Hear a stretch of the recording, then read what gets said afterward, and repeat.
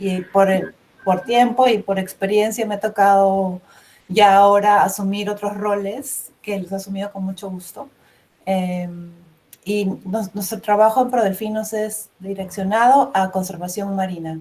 Es decir, trabajamos en proyectos que aseguran que los animales en el mar estén en buenas condiciones y que los pescadores, cuando interaccionan con estos animales, lo hagan de la mejor manera o una manera segura y con una buena manipulación, y que así entonces la pesquería pueda continuar trabajando por siempre, ¿no? Porque necesitamos de la pesquería y de los pescadores que trabajan para darnos de alimento día a día.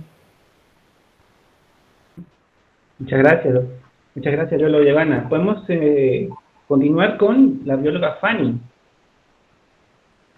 Muchas gracias, Diego, y muchas gracias por la invitación, Warmi, a todas las personas que nos están viendo aquí en esta reunión y también por Facebook. Un saludo, Joana, qué gusto verte y compartir contigo ese espacio. Y yo en ese momento me encuentro a cargo de la dirección de Yuncawasi y de Rainforest Partnership aquí en Perú, que tiene una alianza con Yuncawasi desde el año 2019 para poder, juntas, esas dos instituciones, trabajar por la conservación de la naturaleza. Principalmente nos encontramos en el ámbito andino-amazónico, también en bosques secos, bosques tropicales, y estamos empezando también a trabajar en ecosistemas marino-costeros. Y en ese sentido ha sido un camino largo, ¿no? Como Yuncawasi empezamos en el año 2008.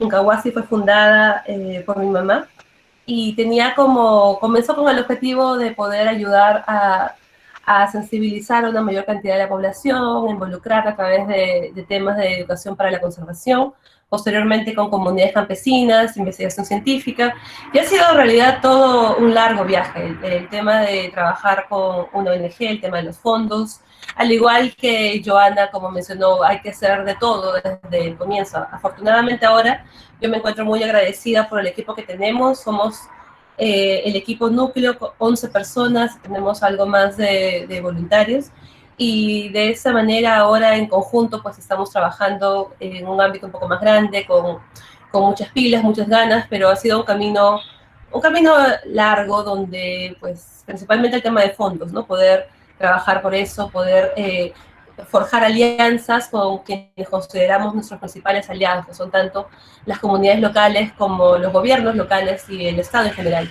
para poder hacer que nuestros procesos sean sostenibles en el tiempo. Entonces es una pregunta que no podemos estar aquí un largo rato reflexionando sobre los caminos que nos han llevado a donde estamos, ¿no? Pero más o menos algo así es el resumen de mi respuesta a esa pregunta. Muchas gracias, bióloga Fanny. Voy a presentarme, disculpen por recién presentarme, soy estudiante de zootecnia de la Universidad Nacional Agraria de La Molina. Pertenezco a dos organizaciones, dos grupos de investigación que se dedican a la fauna silvestre, y en estos años que he pasado, pues me he visto un poco abrumado por algunos temas o algunos intereses, se podría decir, temas de investigación que quisiera yo abordar, ¿no? Por ejemplo, en reptiles, mamíferos, aves. Y mi pregunta, quisiera saber es que, ¿cómo nació el interés de ustedes por estas áreas, ¿no? En la primatología y en la biología marina. ¿Podríamos comenzar primero con la bióloga Fanny, por favor? Gracias.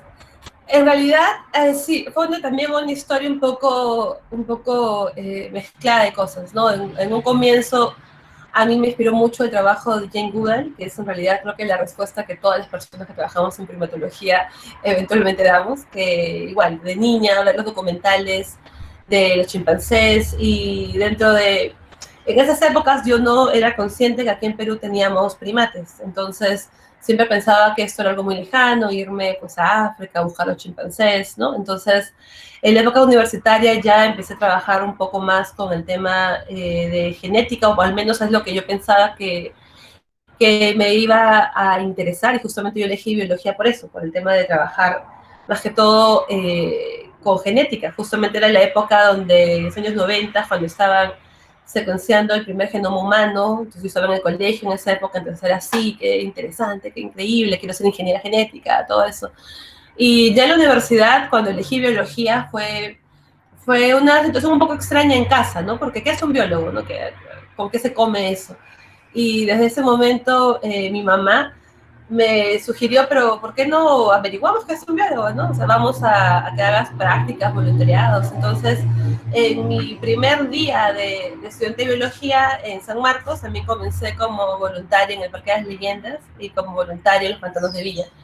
Y por cosas de la vida, en los pantanos de perdón, en el Parque de las Leyendas terminé cuidando a los animales bebés, entre ellos a una monita bebé, una mona aulladora, que se llamaba Fica, y que yo recuerdo que a la hora de cuidarla, porque Fica era una bebé que había salido del tráfico de fauna silvestre, que había sido rescatada, me parecía era un bebé humano básicamente, o sea, lloraba, se hinchaba la pancita, había que ponerle pañalito con su huequito para que salga la colita, y de pronto era como que aquí en Perú hay monos, hay un montón de monos, hay un montón de especies de monos, y qué sabemos sobre esas especies de monos, y en esos momentos sabemos muy poco, hay muy poca gente trabajando en ese tema, y empecé pues de la forma un poco obsesiva a buscar quién trabaja con monos, quién puede ser mi mentor, qué hago, ¿no? De esa forma encontré al profesor Rolando Aquino, que es de San Marcos, pero que está destacado en Iquitos. Y de alguna forma logré, creo que al pobre profesor Aquino básicamente lo obligaron a que me aceptara de practicante. Entonces me fui a Iquitos a estar con él y a aprender. Y fue un lujo, ¿no? O sea, tenía al profesor Aquino, que es un referente en la primatología neotropical, que me daba clases particulares, básicamente, a mí sobre monos y mamíferos y ecología tropical y conservación. Y empecé a campo con él, ¿no? Entonces, un poco que en esos momentos ya era que este va a ser mi camino, es un nicho que no tiene muchas personas que están trabajando. Me pareció una enorme oportunidad porque los primates son supremamente carismáticos, entonces que pueden ser útiles para poder hacer ese clic muchas veces que es necesario con tomadores de decisiones, con financiadores, con las comunidades locales para hablar acerca de conservación en general. Entonces dije, no, pues esto aquí es, ¿no? Aquí lo podemos hacer. Y en cierta forma, bueno, hay un montón de anécdotas y cosas, pero que encontré que ese era un camino y que podía utilizar a estos animales, a los primates, como una forma de poder lograr los objetivos de conservación que tenemos tanto como institución y que también pues comparto dentro de mi filosofía personal. Muy, muy interesante, bióloga. Muchas gracias. Pasemos ahora con la bióloga Joana.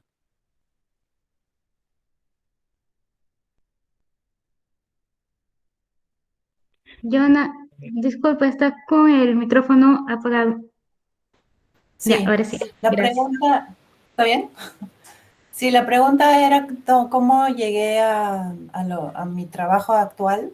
Fue a través de libros, mayormente libros como enciclopedias, ¿no? No estaba muy activo esto del internet, entonces fue a través de libros que me podía conectar a animales raros. Pero además creo que los veranos, durante todos los veranos íbamos a la playa con mis primos, con mi hermano y mis papás. Entonces creo que también eso de ir a la playa dejó algo, alguna semilla, alguna conexión ahí implantada. Y cuando estudié biología los últimos años, yo sabía que quería trabajar en mar. Y similarmente como Fanny, ¿no? Buscando quién trabaja con delfines y ballenas en Perú. Entonces, hay un grupo que se llama CEPEC, que trabaja en Pucusana, que es un grupo privado, básicamente. Y, y logré que una amiga me lleve y me presente a los biólogos y era como otro mundo, ¿no? Yo que me había imaginado trabajando con los delfines vivos en el mar, así todo chévere, lo que ellos trabajaban eran a los delfines muertos, que eran producto de pesca incidental. Entonces, mis grandes sueños de trabajar con delfines vivos cambiaron, pero estoy agradecida porque eso me abrió una ventana hacia conocer un poco más de lo que es trabajar con pesca incidental, que es una de las amenazas más grandes que tienen los animales en general en el mar, ¿no? los animales protegidos en todo caso. Y creo que fue así. Un fin de semana me dijeron, bueno, yo fui al grupo y un fin de semana me dijeron, no, varios fines de semana después, no me llamaron más. Me dijeron ya, bueno, tenemos un trabajito y hay que limpiar unos huesos. Y era realmente el trabajo de meter los cráneos en de los delfines en baldes y escobillarlos hasta que salga todo limpio, ¿no? Entonces, ese fue mi trabajo y creo que fue también una prueba de los responsables del grupo de saber si esta persona realmente está o no interesada, ¿no? Entonces, ese fue el inicio de cómo establecí la conexión con la biología marina. Vaya, muchas gracias. Es muy interesante ese dato de limpiar el cráneo de estos delfines. Más adelante hablaremos un poquito más de algún tipo de posibilidad de practicantes, ¿no? Doy el paso a mi compañera Pierina. Sí, hay una pregunta que siempre nos hacen, tanto a las personas que estamos en fauna, es si realmente fue complicado decidirnos por fauna silvestre. Dentro, ya sea de si seamos biólogas o zootecnistas o veterinarios, tenemos diferentes ramas donde poder ejercer. Y fauna silvestre algunas veces no es un área tan atractivo, algunas veces es difícil por los ámbitos de trabajo que vamos a tener, ¿no? Las posibilidades, creo que siendo mujer aún más. Entonces, ¿fue difícil para ustedes? ¿Cómo fue esa anécdota, ¿no? De poder decidirse por eso, si ustedes ya lo tenían bien fijo desde que ingresaron o fue algo que surgió dentro de las aulas, ¿no? Eso, y qué les dio la fuerza de realmente quedarse en esa área. Bueno, eso, comenzamos, ya que estamos con Joana, comenzamos con Joana entonces. Sí, claro. Que yo quería trabajar con animales vivos, sí, eso era como mi norte, ¿no? Quería trabajar con animales vivos. Pero como les digo, la oportunidad que se me abrió eran animales muertos. Entonces creo que también es un poco de saber cómo redireccionar tus intereses bueno, eventualmente sí he visto tortugas vivas y nutrias, etcétera, ya, pero la primera oportunidad que se me abrió no era lo que yo esperaba, pero sin embargo después oportunidades de la vida que nuevamente se abrieron o redirecciones y saber dónde tocar las puertas y dónde abrían las oportunidades, nuevamente me jaló a lo que era fauna silvestre. Y yo sé que a muchas personas les puede parecer que esta carrera, bueno, la típica de mis papás, de mi mamá sobre todo, era que esta carrera no, ¿de qué vas a vivir? Y seguro que es una pregunta que muchos se han hecho, ¿no? O los papás te han hecho en la casa, ¿de qué vas a vivir? No hay trabajo para eso. Pero yo pienso que sí hay trabajo. Te tienes que hacer un campo, te tienes que hacer un nicho, pero una vez que encuentras lo tuyo, eh, yo puedo decir que puedo vivir de lo que me gusta, de mi trabajo, ¿no? Y eso eh, lo valoro mucho, ¿no? Sé que no es fácil empezar sobre todo, pero una vez que lo logras, es una felicidad y un orgullo muy grande también, ¿no? Genial, gracias Joana. Vamos ahora con Fanny. Me sentí muy reflejada en lo que acabas de hablar. Es una ruta muy difícil, pero creo que lo que tenemos que enfocarnos es poder hacernos nosotras mismas un campo donde trabajar con lo que nos gusta, ¿no? Ahora dejo la palabra a Fanny. Gracias. Y es una pregunta también compleja, porque estoy pensando, comparto todo lo que ha mencionado ahora Joana, y bueno, también quería compartir el hecho de ser mujer en un campo en el cual mi trabajo, por ejemplo, que desde mi primera experiencia en campo fue de frente, estar en comunidades ribereñas en la Amazonía, trabajando temas de caza y trabajando con evaluaciones de mamíferos. Y una de las cosas que yo pienso que me permitió continuar fue que yo era muy inocente y tuve la enorme fortuna de haber crecido en un hogar donde era muy igualitario, donde nunca se me pusieron en mi cabeza algún tipo de trabas respecto a mi rol como mujer. Entonces, digo que era muy inocente porque en campo pasaron un montón de cosas y un montón de comentarios que yo no me daba cuenta, ¿no? Una anécdota que tengo y le he compartido muchas veces es que estando en campo, una de las personas que estaba a cargo de mi trabajo, estamos conversando y le pregunto qué hacían sus hijos, ¿no? Me comenta algo así como que sí, que mi hija quería estudiar biología, pero no estudió porque la biología no es para mujeres, ¿no? Y ahora lo pienso y luego lo pensé muchos años después, pero en el momento cuando me lo dijeron así, era, ya, ok, normal.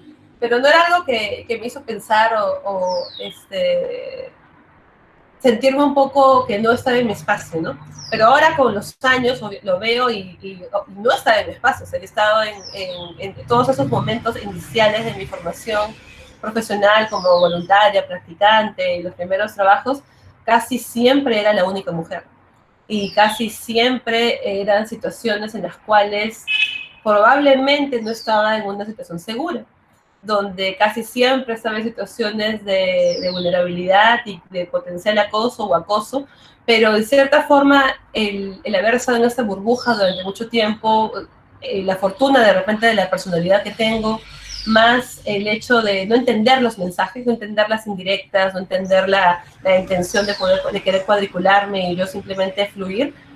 Yo pienso que eso me ayudó bastante, porque ahora, ¿no? Compartiendo con muchas compañeras, escuchando muchas historias en diferentes espacios, es evidente de que muchas mujeres se retiran y no continúan en estos ámbitos porque sientes que no es tu espacio, porque no tienes muchos ejemplos, porque no hay muchas mujeres en posiciones de liderazgo, porque eres la única mujer, por las bromas machistas que hay, por los comentarios. Entonces, yendo a la pregunta, ¿no? De qué es lo que es difícil, o sea, aparte de todo lo difícil que compartió Joana y que también tú mencionaste, Perine, y que seguro acá muchos comparten, de por sí, que es forjarse una carrera trabajando con fondo silvestre y la pregunta existencial de qué voy a vivir, de en qué momento voy a tener una vida que no sea, pues, yo y mi equipo de campo en el campo siempre, ¿no? En qué momento me voy a poder comprar, no sé, una laptop nueva si se me malogra, o vivir de esto, ¿no? Y comparto lo que dijo Joana, es exactamente, entonces el esfuerzo, en donde tú has dicho todo, pero las mujeres, aparte de todo eso, encima tenemos el filtro adicional de que tenemos que abrirnos un espacio. Entonces, yo creo que esa es una de las dificultades más grandes que en mi caso tuve el privilegio y la fortuna de poder superar porque las condiciones de la vida me lo permitieron, pero que también soy consciente de que es algo que debemos hablar, compartir y discutir para que muchas de las mujeres, por ejemplo, las que están aquí presentes y que estamos hablando de este tema, poder también tenerlo en consideración, que muchas veces tenemos que trabajar más fuerte, tenemos que luchar por ese espacio y mantenernos y que no estamos solas.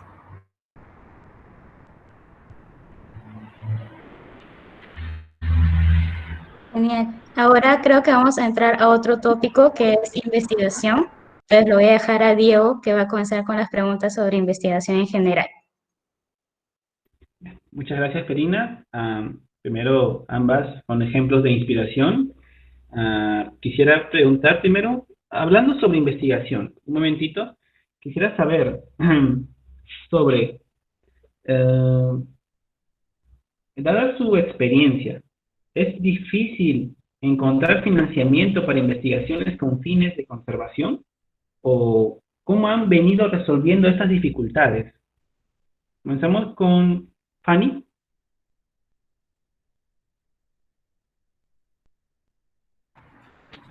Ya.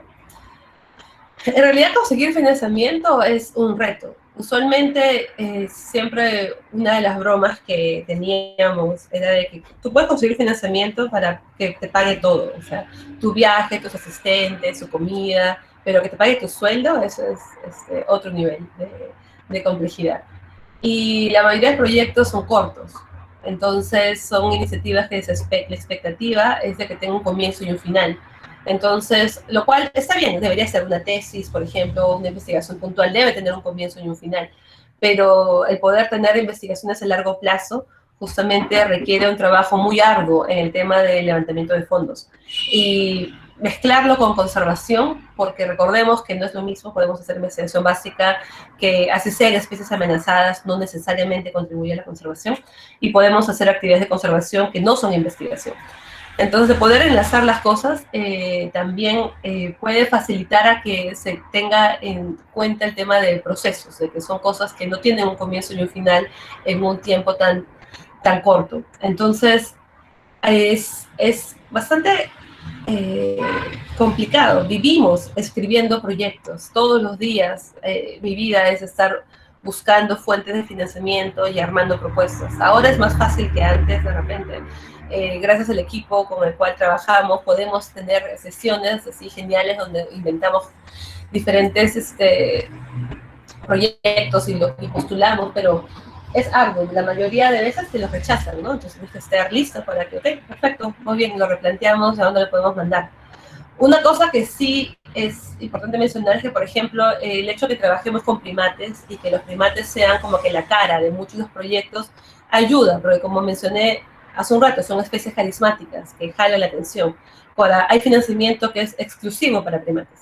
Hay financiamiento que es exclusivo para especies que se encuentran en categoría de en peligro o en peligro crítico, que casi la tercera parte de los primates del Perú se encuentran. Entonces, eso en cierta forma ayuda, pero aún así se tiene que coger múltiples fondos. Actualmente, por ejemplo, el hecho de poder mantener un equipo como el que tenemos, el hecho de poder tener proyectos a largo plazo en comunidades, en realidad no es plata que venga de la investigación, es plata que más bien viene por un tema de conservación y que nosotros estamos trabajando muy fuerte para convencer a muchos de los donantes que tenemos de que las acciones de conservación que estamos llevando a cabo y que las actividades y las decisiones que tomamos tienen que ser informadas por la investigación y que si no se financia investigación básica o si no se contempla investigación básica de los proyectos, simplemente estamos yendo a ciegas cuando podemos tomar decisiones informadas, no solamente en investigación biológica, pero en investigación social también, por ejemplo.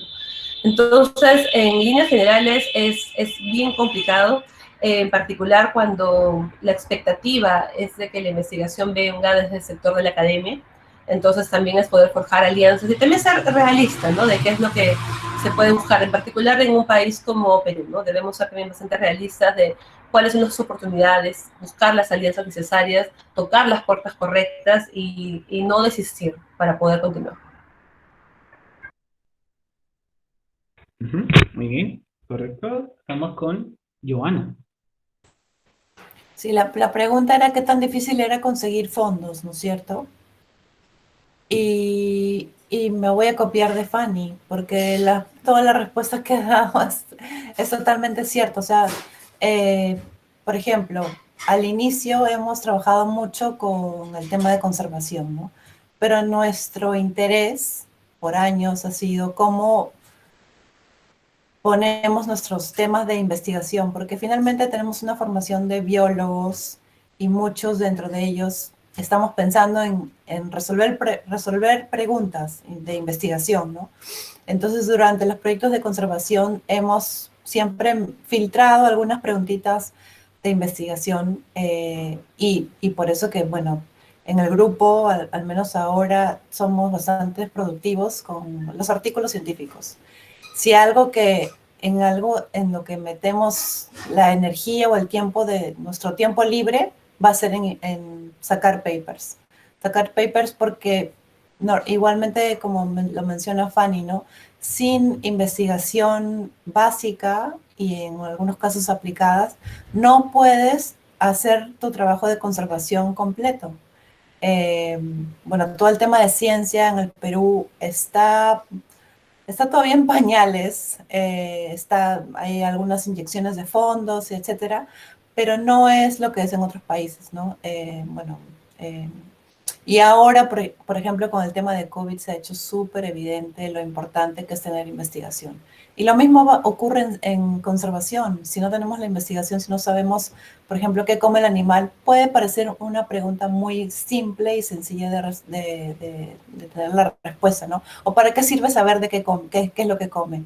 Bueno, a partir de eso puedes saber, bueno, si está comiendo peces, qué peces está comiendo, estos peces son los comerciales que los pescadores también están buscando, o dónde son las zonas donde van a ir a alimentarse y por ahí tal vez buscar zonas de sobrelapamiento entre pesquerías y las especies. Entonces, nos damos cuenta que más y más sin investigación no somos capaces de resolver problemas aplicados, problemas en algunos casos en el ámbito de economía, por ejemplo, del país, ¿no?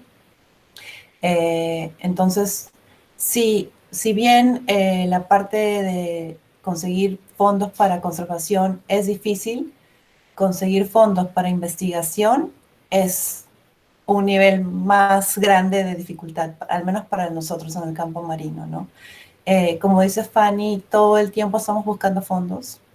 Si tenemos un donante que nos da fondos por 2, 3 años, pues esos son los que estamos en búsqueda de, ¿no? Porque sabemos que por 2 años podemos estar confiados en que podemos estar dedicados al trabajo en campo y no enfocando nuestro tiempo en escribir propuestas y reportes eh, por, por, para donantes de corto tiempo, por ejemplo, o para proyectos pequeños, que sí, los queremos hacer todos, pero efectivamente tenemos que también saber cómo manejar nuestros tiempos y el tiempo de las personas con las que trabajamos, ¿no?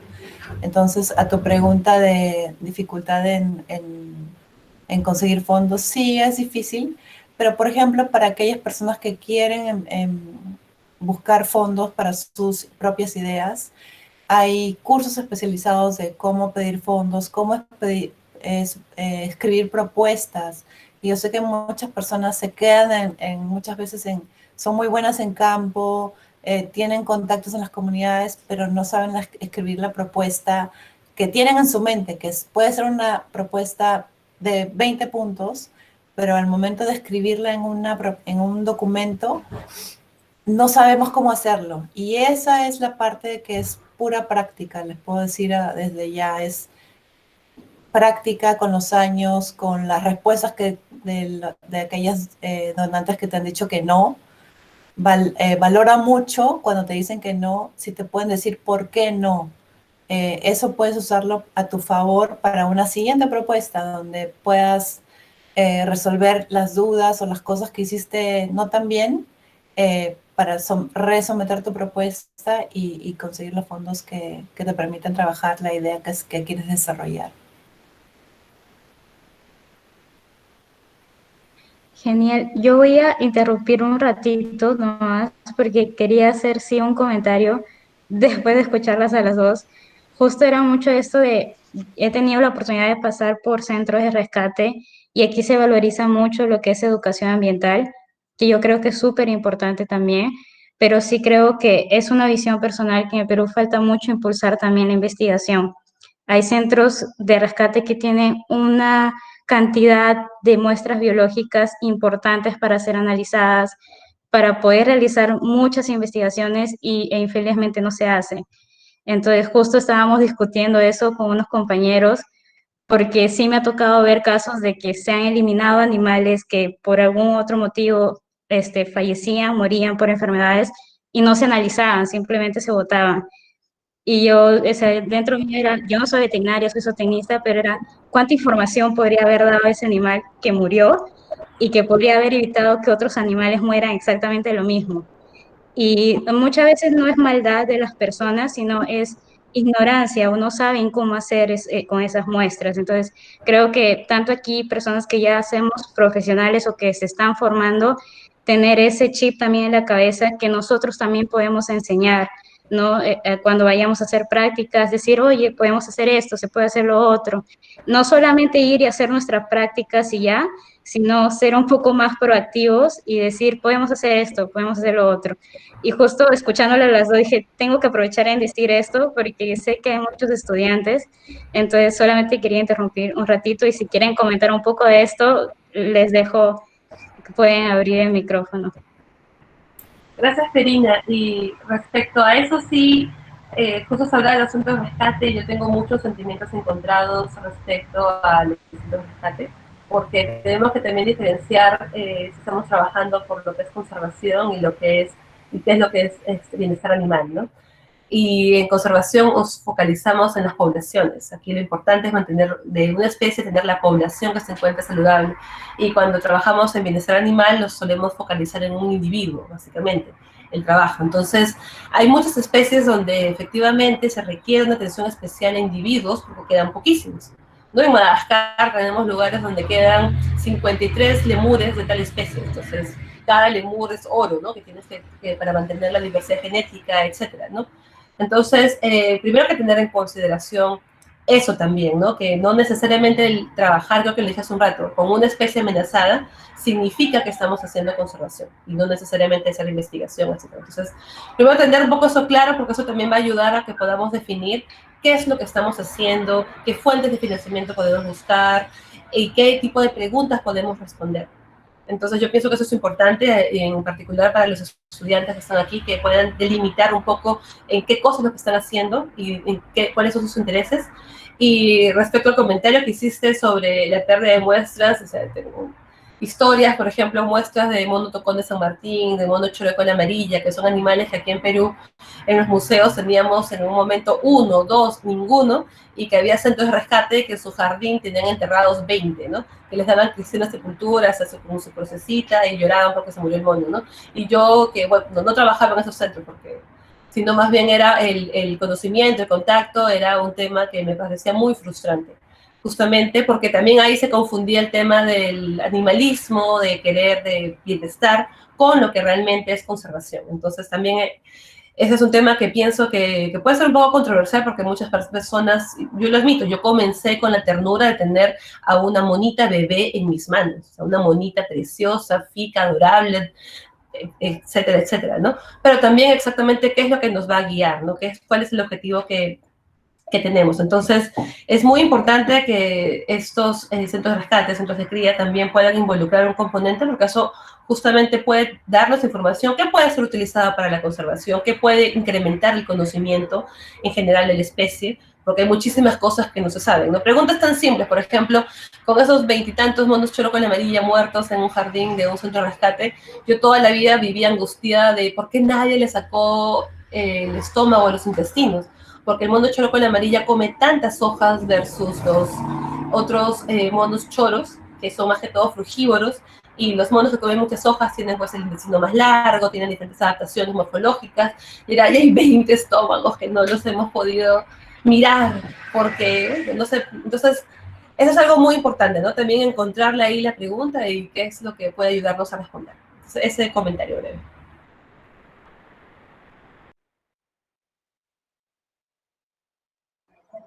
No sé si Joana tiene algún otro comentario, si no le paso a Diego. Ay, el micrófono está apagado, Joana. Sí, lo siento, siempre Ahora me... sí.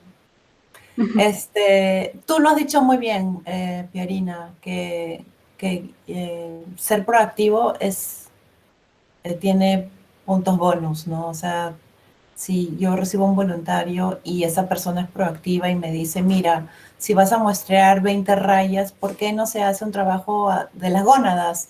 Alguien más aprovecha el tejido para genética, alguien más o sea, tratar de aprovechar lo máximo de un animal es buenísimo, ¿no? Y siempre, bueno, buscar un buen asesor, ver los temas de ética para los permisos y todo bien con eso, pero sí, es tratar de buscar aliados también, ¿no? Tal vez el centro de rescate o el lugar donde estás haciendo voluntariado no realiza ese trabajo en específico que tú piensas que se puede realizar, pero entonces tú encárgate de buscar con qué aliado puedes trabajar y creo que eso va a ser súper bien recibido por el centro que te esté recibiendo como voluntario o como trabajador o como investigador asociado, ¿no? Eso siempre se valora y no siempre ocurre. En mi experiencia, no todo el mundo piensa qué aportar. O sea, queremos ir y hacer nuestras prácticas, como tú lo dices, pero a veces no nos ponemos el chip de, ya, ok, voy a hacer las prácticas, pero ¿qué dejo yo a este centro, no?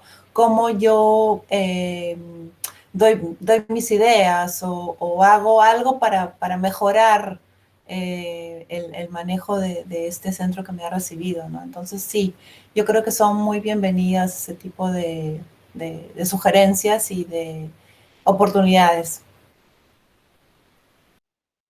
Gracias. Voy a pasarle ahora sí a Diego con la última pregunta de investigación. Muy bien. La última pregunta sobre investigación Y de sería... ahí pasamos al tópico de machismo. A ver, algunos de los retos para realizar investigación es el financiamiento y quedó claro. Pero, ¿qué otros problemas o retos sociales o culturales uno se enfrenta cuando hace una investigación en cierto animal, en especial aquí en Perú, que somos muy tradicionalistas? Primero comenzamos con Fanny.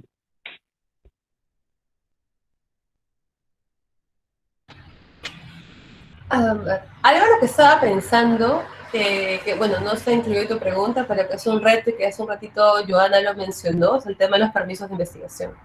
Ser conscientes de toda la burocracia que está asociada con las investigaciones que podemos hacer y que está ahí por algo, ¿no? Justamente en cierta forma para salvaguardar los recursos que tenemos, tenemos en Perú muchísimos casos de biopiratería, entonces podemos renegar de eso, pero es importante que tengamos una normativa que exige que tengamos que pedir acceso a recursos genéticos, etcétera, ¿no? Entonces, considerar eso desde el comienzo y no esperar a estar listo para irte a campo para darte cuenta que, uy, verdad, voy a hacer genética de monos dentro de un parque nacional, donde actualmente es bien difícil poder tener un permiso para acceder a los recursos genéticos, porque tienes que hacer un contrato con el Estado, porque es lo que Perú ha acordado en el Acuerdo de Nagoya. Entonces, es considerar ese tipo de cosas. O sea, pienso que no todo lo que podemos soñar hacer puede ser viable en el corto plazo, y si esto va a ser en particular una tesis o tiene un rol puntual, ser realistas, ¿no? De repente no es el momento. Y ver, yo tengo la anécdota que con una investigación de mono cholo con la amarilla de genética, se tuvo que retrasar la publicación como aproximadamente 6 años, porque justamente fue cuando dejó de existir RENA y comenzó a existir la DGFFS y luego apareció CERFO. Y en ese tiempo era imposible poder legalmente exportar las muestras por el Perú y hacer la investigación genética, y casi nos suicidamos 50.000 veces. Ya el donante pensaba que le echó tierrita a esa investigación que financió, todo un drama, ¿no?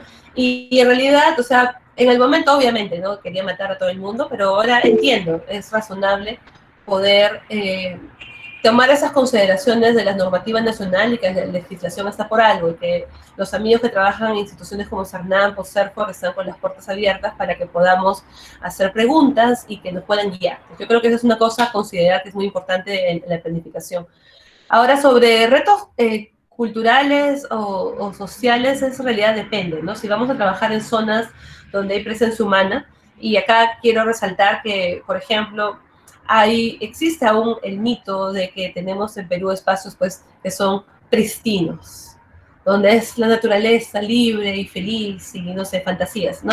Y tenemos que ser conscientes de que Perú es un país pluricultural, es un país con una gran diversidad y que ha tenido durante milenios seres humanos viviendo en todos lados. Entonces el mito de la Amazonía pristina es eso, es un mito. Tenemos grupos humanos en todos lados, o sea, tenemos la evidencia, hasta la evidencia genética, ya tenemos evidencia que el cacao ha sido domesticado hace más o menos 8.000 años, y que el centro de origen del cacao, por ejemplo, es la Amazonía central, entre la frontera entre Perú y Ecuador. ¿Quién estaba domesticando cacao hace 8.000 años? Ya, pues había gente. Y justamente ahora cuando hablamos de cacao criollo, que los monos comen y por todas las cosas esos son lo que estamos viendo ahora, es la evidencia de la gente que existió en toda esa Amazonía. Y es más, la Amazonía es un ambiente que ha sido muy modificado por la presencia humana. El tema de las sierras pretas, por ejemplo, las sierras negras, etc. Entonces, eso es muy importante considerar, ¿no? De que hay grupos humanos y que si vamos a trabajar en esos lugares tenemos que primero pedir permiso al grupo humano. Si por un lado, bien, como mencioné hace un momento, podemos tener al CERFOR o al CERNAM que nos pueden dar el permiso como Estado para que hagamos una investigación, eso no significa que yo llego a señores, hasta que tengo mi permiso, o sea, déjenme aquí, yo hago lo que yo quiero en su territorio. Y no debe ser así, más bien debemos buscar el poder ofrecer las condiciones, el contacto, hacer las preguntas, pedir respetuosamente el permiso, buscar las colaboraciones, si se va a ir a una zona y se tiene que contratar ayudantes, que sea la gente local, de la zona, etcétera, ¿no? Y principalmente poder dejar los resultados. El permiso al inicio, pero recordar siempre que al final, por respeto también, estamos entrando en la casa de otras personas, poder dejarles saber qué fue lo que se encontró, dejar un informe, dar una charla, etcétera. Entonces, si se puede hacer más, excelente, mejor, pero como que es lo mínimo básico que se debería hacer. Que más que eso, como un reto, en realidad yo pienso que es algo que debe ser inherente a las investigaciones que se van a hacer y que se deben tomar en consideración. Esas épocas de naturalistas donde, no sé, pues se iba el expedicionario a la selva salvaje donde había nadie, o sea, eso es irreal. Tenemos gente que debemos respetar, que debemos pedir permiso, tenemos un estado al cual debemos informar lo que vamos a hacer y tomar esas consideraciones dentro de nuestra planificación. Y que esas cosas toman tiempo, o sea, podemos tener mucho ímpetu, ser muy proactivos y querernos ya mismo en ese instante a saber nuestro proyecto, porque ya recibimos nuestra beca, pero también considerar pues, seguir los pasos adecuados para que todo salga bien. Y es lo que se me ocurre para ver, estoy segura que Joana debe tener más reflexiones sobre este tema. Sí, gracias. La pregunta, mira, Fanny ha cubierto mucho sobre comunidades y cómo saber conducirse cuando uno está visitando o está interactuando con comunidades en general, ¿no? Y lo mismo aplica en el ámbito marino, eso no va a cambiar. Tal vez yo podría comentar de otro tipo de retos, como los retos, por ejemplo, de uno mismo, ¿no? Como investigador. Yo sé que cuando te invitan a una actividad de campo como voluntario, se espera que hagas de todo, pero creo que también es bueno estar consciente de sus limitaciones. En una oportunidad me acuerdo que me invitaron era un curso, yo tenía que bucear y yo no buceo. Entonces yo me tiré al agua, o sea, me tiré al agua con todo el equipo como si yo fuera a bucear. Yo no sé qué estaba pensando. Claro, no quería perder mi cara, me muerta de vergüenza decir, ¿sabes qué? Yo no sé bucear, pero me quedé callada, me tiré al agua, no sé qué hice, pero sobreviví. Entonces creo que es importante saber las limitaciones físicas que podamos tener. En algunos casos estas limitaciones no solamente son físicas, pero también son mentales. Entonces si van a hacer voluntariado, van a trabajar en un centro nuevo, conversen con las personas que las reciben sobre este tema, si toman medicaciones, por ejemplo, o si no pueden estar en campo mucho tiempo porque necesitan algunas medicinas en que no van a poder acceder así nomás de fácil. Entonces, sepan las limitaciones físicas, mentales que puedan tener y ténganlo en cuenta, convérselo con las personas que los contraten o que los reciban sobre esto, ¿no? No, si bien queremos trabajar y queremos trabajar en nuestra pasión por los animales, no podemos también descuidar el bienestar de uno mismo, ¿no? Entonces tengan eso en mente también.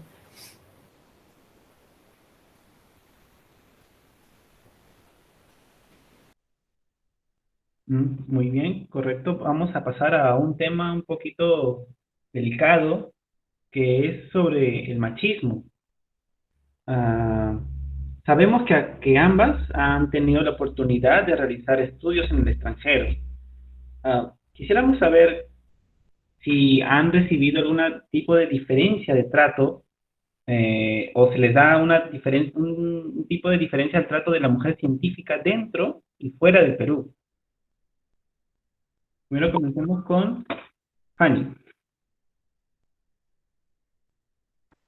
Gracias, Diego. Y definitivamente sí. Hace un rato mencioné que gran parte de haber sobrevivido en los primeros años fue porque era muy inocente, ¿no? Y que no me daba cuenta de lo que pasaba. Y un lugar donde se me sacó la venda totalmente fue cuando me fui a estudiar en Nueva York, ¿no? Yo tuve la fortuna de estar en una burbuja académica liberal, lo máximo en la universidad en la que estaba allá en Stony Brook, en Nueva York, y y de pronto era como que así es como nos deben tratar a las mujeres. Fue para mí, de pronto me di cuenta, he estado viviendo acosada absolutamente toda mi vida, y discriminada, y en una sociedad opresiva, o sea, fue muy gracioso. Para mí fue también un momento un poco de crisis existencial, ¿no? Por el tema de roles, cosas tan simples, ¿no? Como en instituciones anteriores donde yo había estado en Perú, qué es lo que hace una mujer, ¿no? ¿Qué es lo que se espera que haga un hombre? ¿Qué es lo que, cómo te tratan, cómo te hablan, quién habla? Estaba acostumbrada, yo recuerdo en esas épocas que también estaba joven, más joven que ahora, y un tema muy gracioso era siempre que en los espacios donde yo participaba, para poder tener una voz y que mi voz pueda ser una voz que se le haga caso, era difícil, ¿no? A veces tenía que pretender ser más seria, me acuerdo que un tema bastante fuerte para mí era vestirme seriamente, que era algo que yo no solía hacer en esas épocas, en mis 20 y tantos años, ¿no? Cuando recién comenzaba, y que yo siempre me sentía un poco como que era una medio lucha, por decirlo así. Y cuando estuve estudiando fuera, era realmente donde no había nada de eso, no tenía, era todas las mujeres, porque en la mayoría de los lugares donde estuve, mi asesora principal y mi coasesora son mujeres, mujeres muy fuertes, mujeres grandes ejemplos, que son la doctora Patricia Wright y la doctora Liliana Dávalos. Y de pronto era la forma como me trataban, como mi voz, así la diera en pijama, tenía el mismo valor de un hombre que podría ser interno, que pueda ser mayor que yo. El tema como aquí en Perú, o sea, te hablan a ti de una mujer y siempre es como, no sé por qué sienten la necesidad de decirte linda, preciosa, ¿cómo estás? ¿No? O sea, cositas así que a veces te pueden, no sé, hacer sentir un poco extraña. Ese tipo de adjetivos, por ejemplo, jamás se utilizaban allá. Para mí fue totalmente como esclarecedor, todo, absolutamente todo en el trato, incluso cosas que yo ya tenía normalizadas. Recuerdo que cuando estaba allá justo gané un premio de conservación y que justo coincide con que había ganado un premio aquí en Perú del Ministerio de la Mujer, la Orden del Mérito del Ministerio de la Mujer, y que me hicieron un perfil en La República, que salió en contratapa. Entonces, el periodista me entrevistó como, no sé, 2 horas, y de ahí sacó 10 preguntas. Y una de las preguntas que él eligió sacar, de todo lo que hablamos, fue el tema de los hijos. El tema si yo quería tener hijos y cómo una familia encajaba en mi vida profesional, etcétera, ¿no? Y yo le respondí, pues no, o sea, que bueno, que no tenía planificado, etcétera, no he pensado que fuera parte de mi planificación.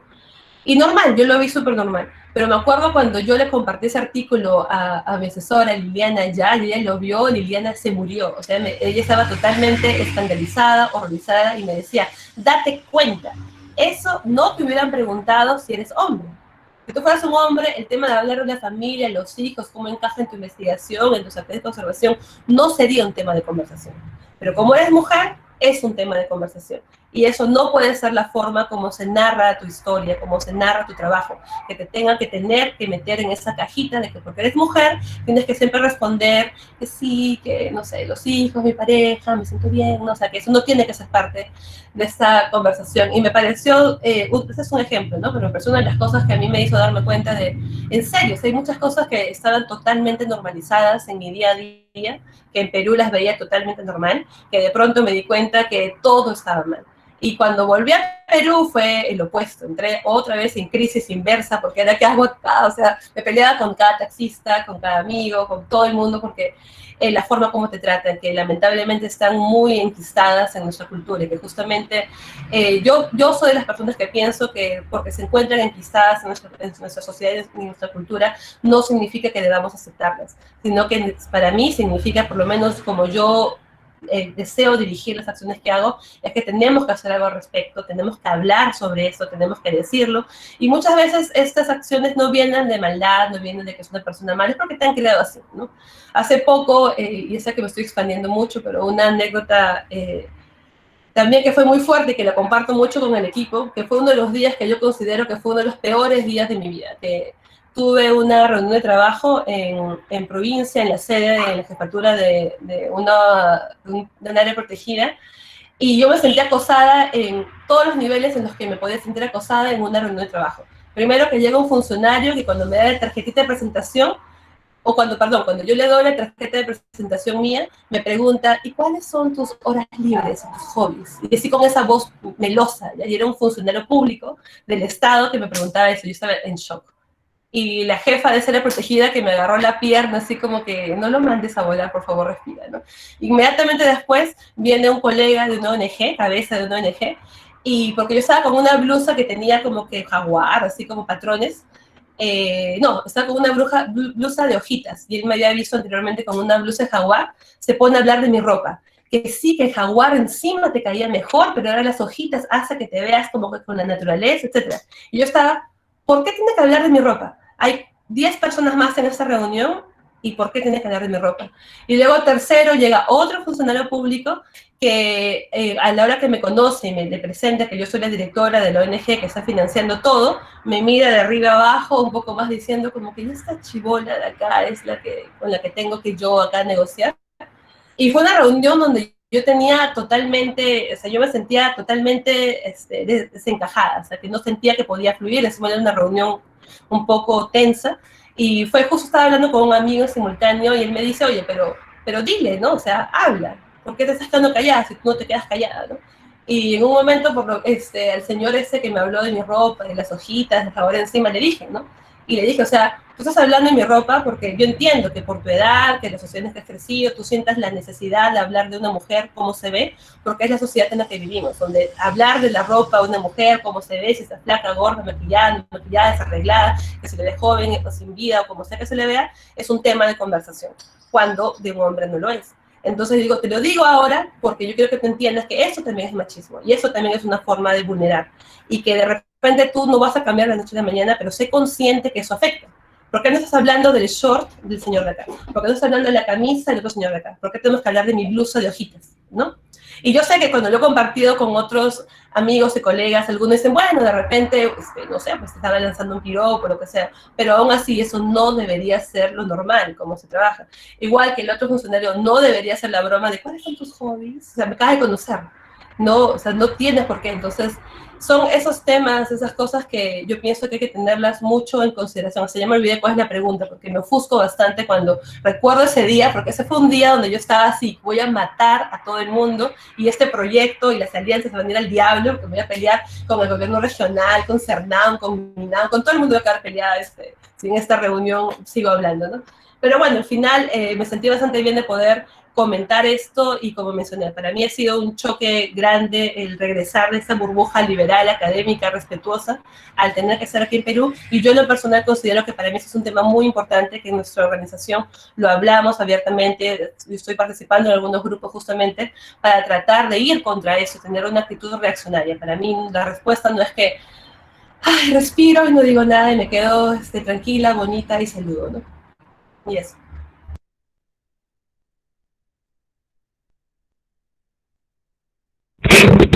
Wow, Ya, yo me olvidé de la pregunta. Era que, ¿cómo me afectó el machismo? Algo así, repítelo, Diego, por favor. sí, no se Me preocupe. enganché en la historia de Fanny. Sí, yo también. ¿Alguna diferencia del trato que se le da a la mujer Ah, científica dentro y fuera de Perú? sí, bueno, similar a Fanny nuevamente, ¿no?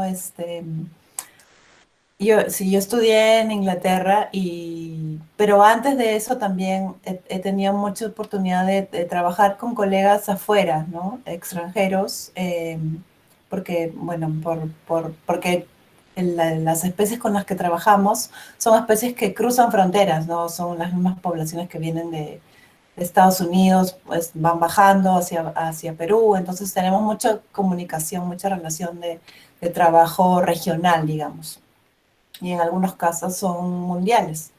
Entonces sí hay, tal y cual lo describe Fanny, en el extranjero, bueno, el trato es diferente, tal vez es, no sé, 30 años, en 30 años en Perú tal vez estaremos en ese punto. Eh, y a nivel de investigación, nuevamente, no hay una diferenciación, o sea, yo no he notado una diferenciación entre mujeres y hombres.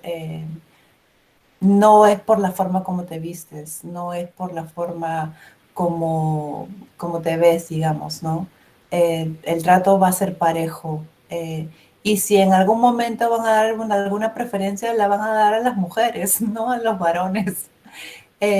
Y por el lado, como comentaba Fanny, por ejemplo, en la parte, en el trabajo local, sí he podido sentir que, por ejemplo, en el caso de señores pescadores, ¿no? Que están en puertos, ver mujeres en puertos es extraño, tal vez ahora es un poco más común, pero en algunos puertos todavía es raro.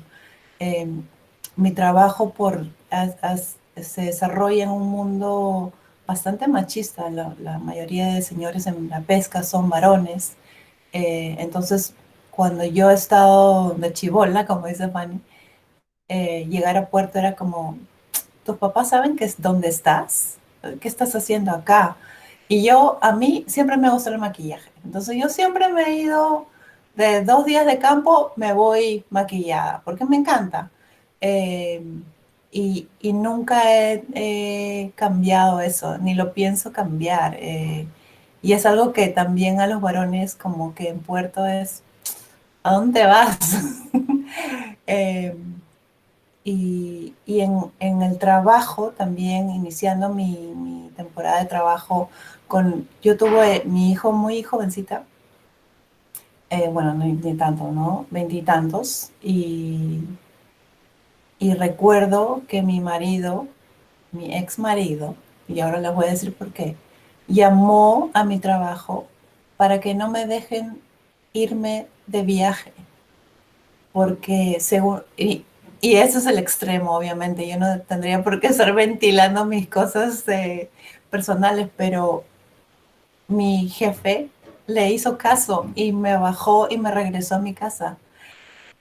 Sí, eso, porque tenía un bebé chiquito y mi mamá, pobrecita, me decía, bueno, sí es que tienes que cuidar a tu hijito. Y yo, pero mamá, ¿cómo me puedes decir eso? Ahora mi mamá cambió, mi mamá, creo que yo fui la influencia para que ella haga un cambio de chip total, ¿no? Ahora ella es la mujer empoderada, feminista total y etcétera. Y en esos casos creo que no, como lo hizo Fanny, no quedarse callada, buscar el apoyo, yo como un tip diría que buscar el apoyo de otra mujer en el grupo. Puede resultar, si uno no sabe, no encuentra su voz para levantarla y decir, esto no está bien, es buscar un apoyo de alguna mujer, hablarlo, conversarlo con el grupo de amigas o de investigadores o de colegas en estos casos, ¿no? Eh, eso lo puedo decir en el campo, en campo me ha pasado, pero también en reuniones ahora cuando participo, en muchos casos los varones del grupo, yo siento que no les cuaja que haya dos mujeres en una mesa de trabajo, por ejemplo. Y lo noto porque no hacen contacto visual, o sea, si hablan, si yo pregunto algo, no me van a mirar a mí para responderme, sino van a mirar a la persona que está sentado a mi lado, que tal vez generalmente va a ser un varón, porque en esas reuniones son mayormente varones. Entonces, ese tipo de cosas, tal vez en unos 20 y 30 años podamos resolverlo, pero no lo vamos a resolver si nos quedamos calladas. Y ahí sí, a todas las colegas que están participando en la charla no se queden calladas, ¿no? Hagan si no es su estilo de decirlo así directamente, hagan comentarios y hagan lobby para que estas cosas cambien, ¿no? Bien. Vamos a continuar con una segunda pregunta. Ha sido súper intenso escucharlas porque uno se refleja en muchas cosas. Vemos que muchos hemos pasado por lo mismo. Yo quería justo comentar algo que me ha pasado ayer. Ayer yo hice mi presustentación de la maestría y un profesor hizo un comentario. Yo estoy haciendo mi maestría en Brasil y de verdad yo no me di cuenta de la intención del profesor. Pero luego comentando con colegas aquí brasileros me dijeron, ese comentario es súper machista. Y yo no me había dado cuenta porque, o sea, es otra cultura, no lo había tomado dentro del contexto. Yo expuse y este profesor había sido uno que me había prestado equipos para yo poder realizar mi experimento. Y él dijo, yo estoy muy sorprendido por la tesis que tú me has enviado, que has sido capaz de realizar todo esto. La verdad, cuando tú fuiste al laboratorio a agarrar los equipos, yo te vi y yo dije, no te creí capaz de poder conseguir el proyecto que me habías presentado. Tú ahí, toda pequeña, toda chiquita, no creí que fueras capaz. Como yo soy pequeña de estatura, me había acostumbrado mucho que me digan pequeña, pequeña, porque siempre me han dicho que soy pequeña. Y yo estaba tan nerviosa dentro del contexto de la presustentación que de verdad no me di cuenta. Después ya de la sustentación, empezando a llamar a mis amigos, comentando, no chismeando con la vida, los amigos me dijeron, yo le hubiera gritado al profesor, es un comentario demasiado machista. O sea, ¿por qué no podías ser capaz tú? O sea, ¿por qué? ¿Porque eres mujer? ¿Por qué? ¿Porque eres pequeña? ¿O por la forma en que te vistes, como decían ustedes? O sea, eso no habla lo que tú eres capaz mentalmente y tu inteligencia. Entonces, eso justo ahorita escuchando a ustedes me hizo acordar de lo que acaba de pasar solamente ayer en una presustentación, ¿no? En frente de otros profesores. Es decir, para él es algo normal expresarse de ese modo. No lo ve incorrecto, ¿no? Necesitaba comentarles esa anécdota. Luego, la segunda pregunta que tenemos es, ¿ha sido difícil para ustedes abrirse camino en el ámbito laboral y científico siendo mujer? Específicamente ya en el área donde ustedes están, primatología y biología marina. ¿Cuán difícil ha sido pocas las oportunidades que han tenido, no solo por el área, sino por el mismo hecho de ser mujer. Comenzamos por Fanny.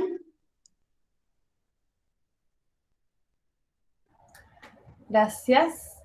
Ay, creo que es un poco la mezcla de lo que ya había compartido, ¿no? El hecho de estar en un ambiente donde predominan los hombres, ¿no? Por ejemplo, en primatología es muy divertido porque hay varios estudios que analizan el hecho de que en números hay más mujeres trabajando en este campo que hombres. Entonces te da la sensación entonces que es un campo como que amigable con las mujeres, donde se pueden desarrollar, pero a la hora que tú ves en posiciones, las posiciones de poder son en su mayoría de hombres. Los que son profesores que se encuentran muy posicionados ya y que pueden estar en posiciones de toma de decisiones, etcétera, son hombres. Entonces, aún así, es un ambiente donde las mujeres se mueven aquí abajo, pero acá arriba, quien marca la pauta suelen ser hombres. Entonces, en ese sentido es interesante ver, y en este campo en particular hay varios estudios muy interesantes por ejemplo, el tema de acoso en campo. En primatología en general, aquí en Perú más que todo van de la biología, ¿no? Pero en otros países, en Estados Unidos e Inglaterra, suelen venir desde la antropología. De la antropología no solamente es de antropología cultural, social, sino también de antropología física o antropología biológica. Entonces, y también la paleontología. Entonces, hay estudios muy interesantes que muestran cómo el trabajo de campo que hacemos, ya sea en sitios de excavación de fósiles, ya sea en museos, o ya sea en trabajo de campo en la mitad de la nada buscando monos, son lugares donde casi las 3/4 partes de las mujeres que han estado ahí han tenido alguna forma de acoso, lo cual es un número que te indica que de cada 4, 3 han sufrido al estar en campo.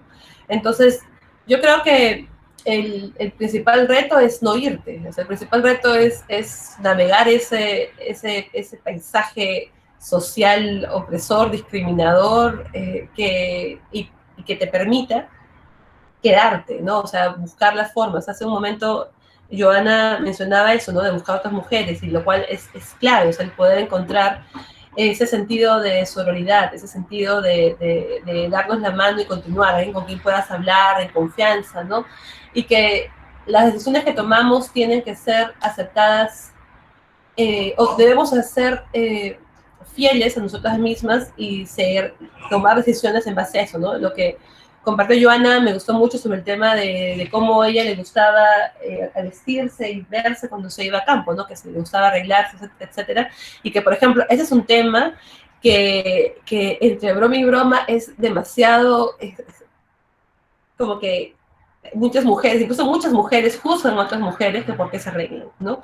Los hombres te hacen esos comentarios y vienen con segunda, con tercera y cuarta, con toda la cola, que por qué te arreglas, para quién te arreglas, ¿no? Porque obviamente una mujer no se arregla para sí misma porque te encante, si no te arreglas para el mundo exterior, ¿no? Entonces, ese tipo de cosas que a veces, muchas veces hacen que te restrinja. Yo me acuerdo que en ese sentido he tenido un montón de crisis existenciales, ¿no? Mencioné hace un rato también que en un momento yo decía, las reuniones son que vestirme seria, porque si me he visto como a mí me gusta, que a mí me encanta ponerme ropa de animalitos, tengo mi blusa acá con pajaritos, yo tengo mis aretes así de monitos, de mariposas, de lo que sea, y mis vestidos de elefante y todo, y yo sentía que no podía hacer en esa forma, ¿no? Que tenía que tratar de cambiar para meterme en la cajita de lo que la gente esperaba ver para que mi voz pudiera ser escuchada, y eso no está bien.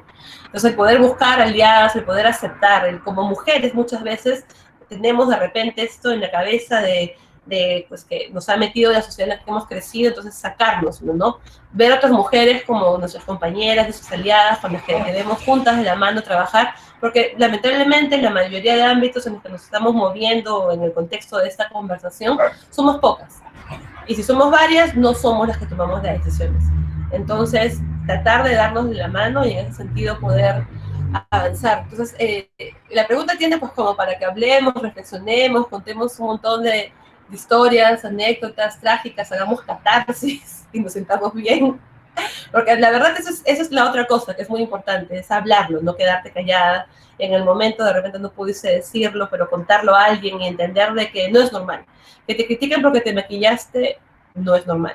Que te digan algo por la ropa que te pusiste, no es normal. Que te digan algo porque eres mujer y llamen a tu jefe y te soy totalmente, no puedo creer la historia que contaste, Joana, eso no es normal.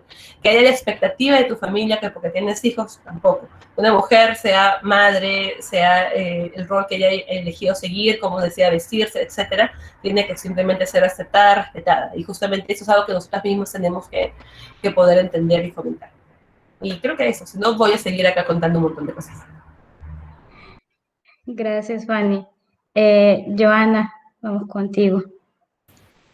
Sí, bueno, Fanny ha mencionado muchas cosas importantes, este sentido de hermandad entre mujeres, o en mi posición, por ejemplo, que yo llevo un poco más de años y en mi posición de mentoría, ¿no? De mentoría para colegas más jóvenes también. Cuán importante es poder apoyar, por ejemplo, en Prodelfinus, hay 3 personas que han tenido bebés hace poco y a mí me encanta y voy a hacer todo lo posible para apoyar, para que sigan trabajando, no solamente remoto por ahora, por el tema de pandemia, pero por el tema porque son mujeres súper inteligentes que quieren tener su familia, pero que además quieren seguir con su carrera. Y esas oportunidades no siempre se presentan, no siempre hay empresas que apoyan este tipo de cosas o entidades del Estado incluso, no hay políticas para protección a mujeres que están eh, eh, en el tema profesional, pero que han tenido bebés, ¿no? Entonces, por eso muchas de las colegas se retiran a veces de la carrera porque tuvieron un bebé. Y creo que ese tipo de políticas laborales deberían cambiar. Si una persona quiere continuar laborando cuando tiene sus bebés, pues habría que apoyarle el doble o el triple, ¿no? Más aún si tiene todas las ganas de continuar en el campo de conservación o en el campo de investigación. En mi parte, una limitante, como yo le decía, ¿no? Ha sido trabajar en un mundo de varones. La pesca está dirigido por varones, lo ejecutan varones. Entonces, desde un inicio, por ejemplo, hay una creencia que los pescadores en el bote no se llevan mujeres porque traen mala suerte. Y creo que esto es relacionado a que no hay baños, ¿no? En estos botes, al menos los pequeños donde yo trabajo, y no te quieren llevar. Entonces, si yo iba con mi colega, con mi amigo, mi compañero a campo, a él lo iban a llevar, a mí me iban a dejar en la orilla. Hasta que hubo un par de señores que me dijeron, mira, yo te llevo, pero tú ya ves cómo haces para ir al baño. Y yo le dije, obviamente que sí. Y a partir de eso, eh, creo que me dio un poco de seguridad que sí, a mí misma, ¿no? Que sí podía hacer el trabajo a pesar de que no había baño en la embarcación. Entonces, llévame y yo ya veo cómo hago cómo llevo el tema del baño. Eso no debe ser un impedimento. Entonces, a las colegas que están empezando, si hay temas así, buscarle la salida, ¿no? Buscar cómo nos acomodamos para poder ejercer nuestro trabajo. Eso siempre va a ser un reto por el tema que somos mujeres. Eh, y no me refiero solamente al baño. Tenemos temas biológicos que son complicados, pero creo que si alguien puede resolverlos, somos las mujeres también. Gracias, Fanny y Joana. Voy a contar dos preguntas porque más o menos ustedes ya nos han contado varias anécdotas. Entonces, tenía que ver con esto de que ustedes ya nos han comentado que ustedes trabajan con comunidades, ya sea de pescadores o las comunidades indígenas en sí. ¿Cuál es la peor o la anécdota más desagradable que ustedes han tenido por causa del machismo con estas poblaciones, ¿no? Con comunidades o pescadores, aparte de las que ya nos han comentado por ahí un poco? Si nos quisieran contar alguna en específico. Ya que estamos con Joana, empezamos con Joana. Bueno, yo quiero decir de que no tengo ninguna mala experiencia trabajando con pescadores. Al contrario, si he tenido el apoyo y si he podido continuar con mi carrera, ha sido porque ellos me han apoyado muchísimo. Entonces yo siempre voy a estar agradecidos con ellos. Lo más terrible tal vez ha sido de que una vez me tiraron un pescado porque estaba en el medio del camino cuando querían pasar con su carreta para vender su pescado, ¿no? Entonces estaban apuradísimos y realmente yo estaba en el medio del camino. Pero por parte de las comunidades nunca he tenido un evento de mal sabor. Más bien sí lo he tenido trabajando con temas, con organizaciones grandes, ¿no? Generalmente lideradas por hombres o representadas por hombres, ya en el ámbito laboral de oficina, de reuniones, ¿no? Entonces, es como lo comentaba hace un momento, ¿no? Esa forma si yo hago una pregunta o hago una intervención, raro que me den a mí primerito la palabra, ¿no? Yo realmente tengo que estar activamente con mi mano levantada y sentada adelantito para que ya no me evadan.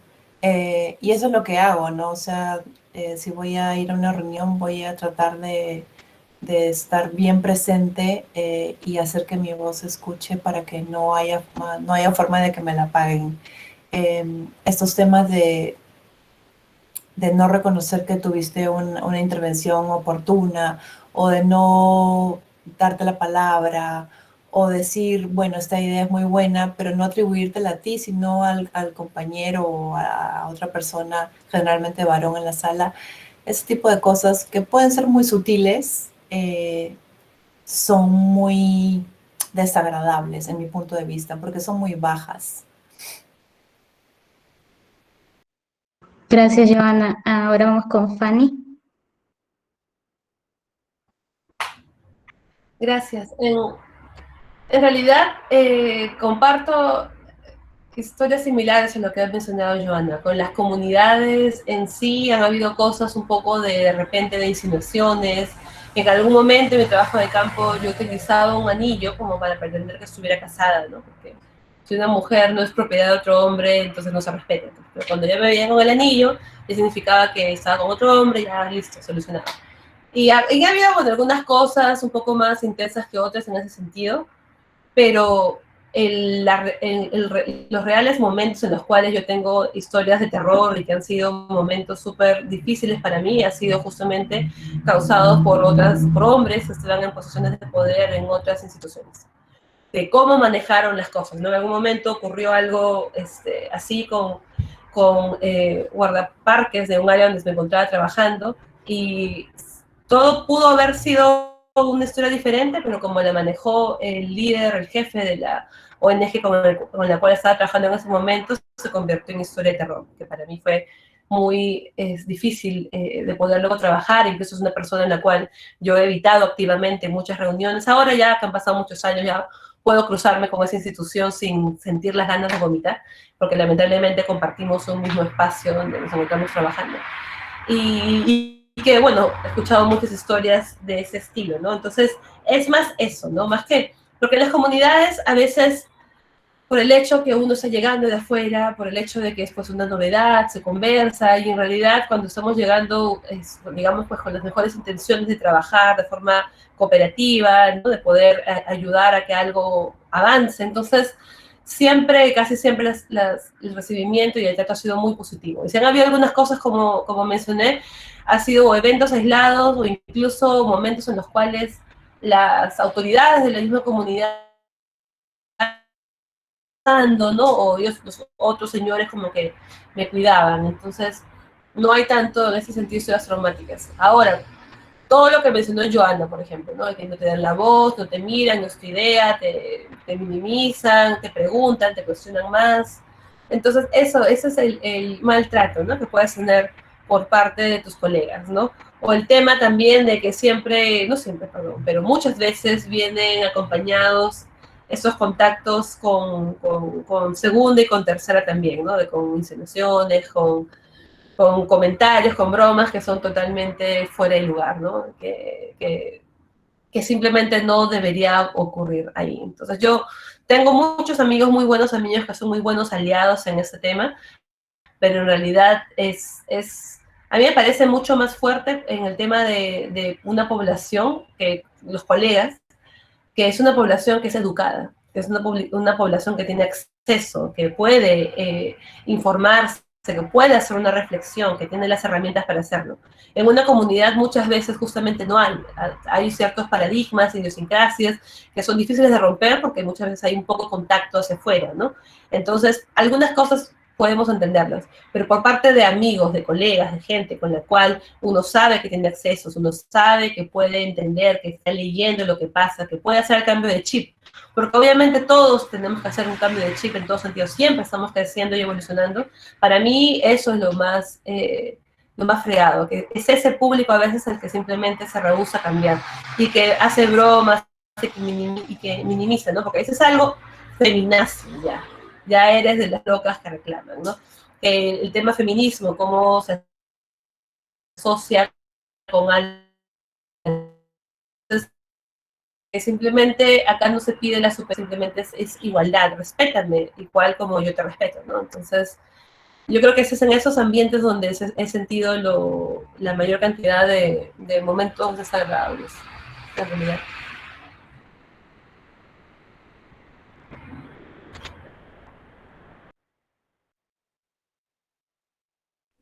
Bueno, quisiera por favor que expliquen para nuestro público cómo podrían participar en sus organizaciones, quizás con voluntariados o si hay posibilidades de tesis.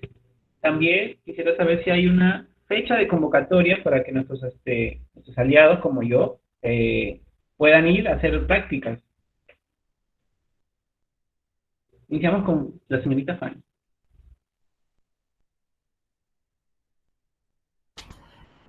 Sí, justo en nuestras instituciones acabamos de tener una convocatoria de voluntarios que ha sido una locura. Hemos recibido casi 300 postulaciones, ha sido mucho más de lo que esperábamos.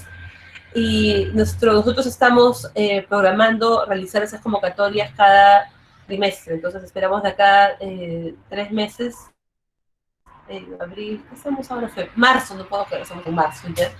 ¿Qué pasó con el poder realizar una convocatoria. Entonces, que queremos realizar cada 3 meses para poder contar con participantes. Sobre el tema de tesis también, en ese momento no tenemos una convocatoria abierta, pero si es que alguna persona tiene una pregunta que desea responder y que se encaja con los objetivos de nuestras instituciones, bienvenidos para la discusión. A mí me encanta conversar. Justo ahora, por la posición en la que estoy, ya no puedo hacer tanto trabajo de campo como antes, que estar perdida con los monos todo el tiempo, que para mí sería la felicidad extrema, pero puedo vivir a través de los estudiantes que pueden estar persiguiendo los monos conmigo. Entonces, en ese sentido, escríbeme, a mí me encanta hablar, si tienen ideas geniales, perfecto, y me encanta conversar estos temas, ahí me pueden encontrar en Facebook. Pero no me escriban por Facebook, ¿verdad? No me escriban nunca por Messenger, eso es lo que pienso que no es la peor forma de contactarse con alguien. Si quieren comenzar una conversación así, manden un correo, mi correo está por todos lados, si googlean mi nombre, también lo puedo dejar aquí para que lo puedan ver. Y a partir de eso, pues yo les puedo dar mi WhatsApp y podemos comenzar a conversar acerca de potenciales oportunidades. Sí, sí, nosotros hemos hecho una convocatoria para tesistas hace poco y es, bueno, para trabajar con animales muertos, aprovechar gónadas y para estudios de dietas. Y ahora, y generalmente digo, porque tomamos en verano, hacia noviembre, diciembre son buenas fechas para enviar solicitudes para voluntariados, pero ahora por COVID no, obviamente, tenemos la oficina cerrada y las salidas de campo están súper limitadas. Entonces, yo diría que tal vez esperar a que todo se tranquilice con el tema de los contagios y ver, pero generalmente son las fechas en noviembre donde se reciben las aplicaciones y a menos que lancemos una convocatoria de tesis. Sí, eso por ahí. Y donde pueden escribir es al Gmail de Prodelfinus, que es prodelfinus@gmail.com. Genial, muchas gracias, doctora Fanny, doctora Joana, por el tiempo que nos han dado. Ha sido 1 hora y media muy, muy interesante. Creo que personalmente son temas que se deben tocar, sobre todo en estos tiempos. Y quería hacer 2 últimas preguntas solamente de forma reflexiva antes de terminar este conversatorio. Es si ustedes creen que es importante que las niñas tengan referentes de mujeres científicas en el colegio, porque creo que todas hemos crecido con referentes hombres como científicos. ¿Y qué le diría a esas mujeres científicas que están iniciando, que o se están preparando en la universidad o que están empezando recién con su primer borrador de su artículo científico o realizando su primer proyecto? ¿Qué les diría a ellas? Primero comienzo con Fanny y después vamos con Joana.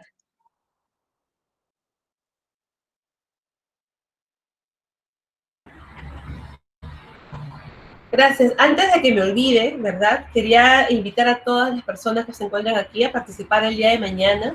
Tenemos un conversatorio que se llama Mujeres al frente de la conservación tropical, perspectivas transsectoriales. Vamos a pasarlo por Facebook Live de Yuncawasi, de Rainforest Partnership, y va a ser muy interesante porque vamos a escuchar los testimonios de mujeres que se encuentran trabajando en el ámbito de las políticas públicas, en la gestión de la conservación y lideresas de diferentes comunidades de Colombia, Perú y Ecuador. Entonces va a ser 1 hora y media también de compartir en ese espacio que va con la tónica del evento de hoy. Entonces eso quería comentarles para que puedan participar. Y respecto a la pregunta en general, pienso que es clave el considerar cuáles son las mejores formas de trazar un camino y poder ser fiel a él, hay que ser muy estratégicas. Lamentablemente, como mujeres, muchas veces tenemos que trabajar más que nuestros padres, ¿no? Tenemos que enfrentarnos a más obstáculos, tenemos desde cosas tan simples como pequeñas bromas, volviendo al tema de la ropa, ¿no? O sea, un amigo va a una reunión, se pone la ropa que sea y va a la reunión. A veces para una mujer es ¿Cómo me va a percibir? ¿Con quién me voy a reunir? No quiero que me vaya a decir algo, de repente me pongo una ropa más recatada, de repente no deseo que me trate de tal forma, de repente me peino de tal manera. Entonces, cosas tan simples que es como arreglarse para una reunión, muchas veces para una mujer tiene muchas capas adicionales. Entonces, en ese sentido, yo creo que es importante que reconozcamos que hay esas complejidades, que no las ignoremos, sino que sepamos que existen, porque si no, es como que hay una enfermedad, si no la diagnosticas, si tú haces un plan acerca de qué vas a hacer al respecto, no vas a poder avanzar. Entonces, yo sé que muchas veces queremos pensar que es un mundo ideal y que no queremos ponernos en plan víctima, pero no es ponernos en plan víctima, es reconocer cuáles son las complejidades del camino y en base a eso poder buscar las herramientas que nos ayuden a salir adelante, porque lamentablemente el campo no es igual, ¿no? El campo es más así, no es así. Entonces debemos, en ese sentido, justamente buscar eso y poder buscar las mejores alianzas, que muchas mujeres que nos encontramos trabajando en este ámbito vamos a estar con los brazos abiertos para poder tomar estas discusiones, orientarlas. También el tema de que no, muchas de las experiencias negativas que pueden pasar no son por culpa de ustedes, son porque lamentablemente es la sociedad en la que vivimos, entonces ser conscientes de eso y no retirarnos.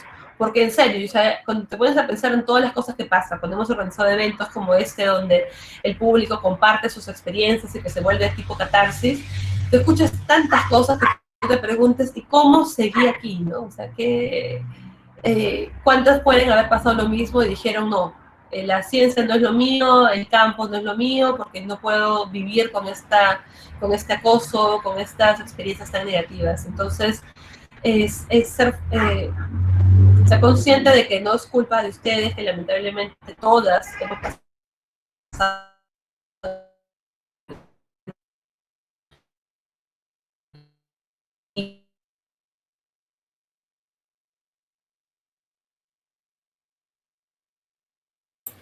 Yo creo que se cortó, pero tal vez para... Sí, creo que se fue la señal de Fanny. Ok, Ah, si sí. no, ¿Sí? ya, creo que ya volvió. Yo las Sí, veo. Fanny, se te cortó. ¿Sí?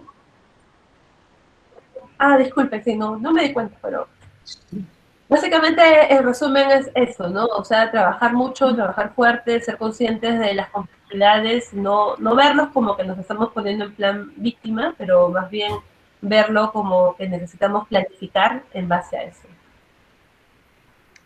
Genial. Gracias, Fanny. Ahora con Joana, entonces.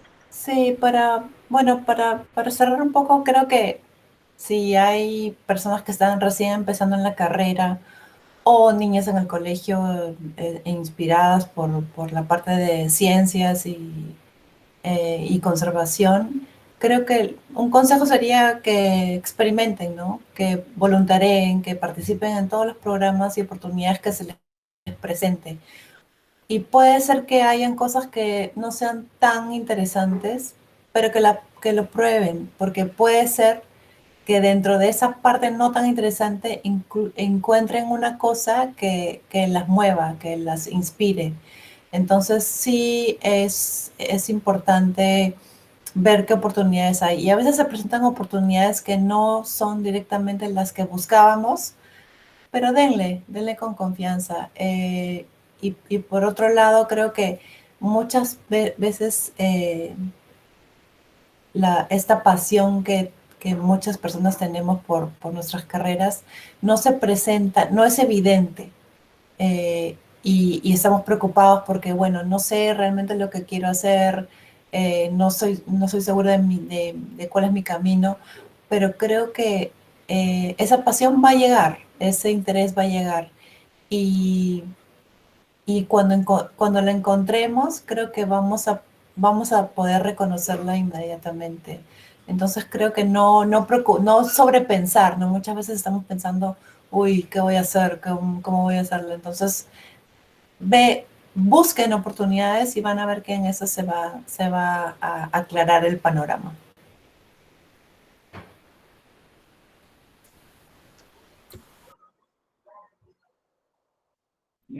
Correcto. quiero agradecer a las dos ponentes por su tiempo, por darnos esta última reflexión que tienen toda la razón. Yo escuché y he leído una frase muy particular. Cuando una mujer viste minifalda, significa que quiere vestir minifalda. O sea, no tiene que vestirse para otra persona, es para ella y nada más. Quiere vestirse así y punto. Yo tengo muchas familiares mujeres que yo en lo personal no quisiera que sufran algún tipo de violencia. Y este tipo de acciones aquí en Perú lamentablemente suceden aún. Esperemos que por fin o en un futuro se pueda, no disminuir, sino erradicar de raíz este problema que es muy importante. De hecho, quiero agradecer a las dos ponentes por su tiempo. Muchas gracias haber aceptado la invitación y se agradece nuevamente. Se invita al próximo conversatorio sobre el tema del proyecto del Mono Tocón, que será el sábado 20 de marzo a las 6 de la noche. 6 de la tarde, perdón. ¿Yeri? Sí, solo para cerrar, no sé si Joana o Fanny quiere decir alguna cosa más antes de cerrar ya el conversatorio. Más es decir, muchas gracias por haber aceptado participar en este conversatorio. Ha sido muy lindo partir este mes con ustedes, iniciar este mes con ustedes, y ambas las he conocido personalmente por charlas virtuales, y también a Joana fue por el simposio de Manatí, que vi una ponencia de ella, entonces ahí ya me quedé así pensando también ver su línea de investigación. Entonces estoy muy feliz de que hayan aceptado, y nada, les dejo la palabra si desean acotar algo más o dejar las redes de sus diferentes instituciones también. El tiempo es de ustedes. Comenzamos con Fanny, si desea decir algo más. Bueno, muchísimas gracias por la oportunidad, por el espacio. Pienso que es un tema muy importante. A mí también, como dije, es también muy catártico. Me hace mucho bien conversar, compartir. Espero que alguna de las cosas que podamos haber comentado pueda servir para la reflexión de las personas que se encuentran participando aquí. Y síganos en nuestras redes, en las páginas de Yucahuasi, de Rainforest Partnership Perú. Escríbanos, nosotros nos encanta conversar esos temas. Estamos también muy comprometidos, como tenemos el evento de mañana. Sigan a la red, si les interesa, de Women in Nature Network y la red de peruanas en conservación también en Facebook, donde estamos trabajando por proveer espacios como este para que cada vez sea más normal hablar de esos temas y que cada vez encontremos que podamos educar a muchas de las personas que de repente no han tenido otras experiencias y que cada vez pueda ser pues un ambiente mucho más amigable para todos y para todas. Y bueno, muchísimas gracias nuevamente por todo. Sí, agradecerles por la invitación y invitarlos a que se metan al Instagram de Prodelfinus, es Prodelfinus Perú, o al Facebook también, que estamos como Prodelfinus. En la página web además están en la sección de repositorio, están todos nuestros artículos, por si a alguien les sirve. Espero que sí. Y bueno, felicitarlos a todas, porque realmente estas últimas fechas han sido de la mujer y la niña en la ciencia, y creo que depende de todas, de que no sea un día, ¿no? Que sea todos los días de la vida. Celebrarnos a nosotras mismas, aunque suene mal, pero creo que es necesario reconocer nuestro aporte. Somos la mitad o más del país, entonces está en nosotros. Muchas gracias. Demasiado inspirador ha sido hoy día. Entonces, con esto damos por cerrado el conversatorio. Muchas gracias por haber participado, y nuevamente muchas gracias, Fanny y Joana, y esperamos tenerlas de nuevo en otra oportunidad por aquí. Gracias a todos. Chao. Listo. Cuídense mucho. Gracias. Muchas gracias. Chao. Chao.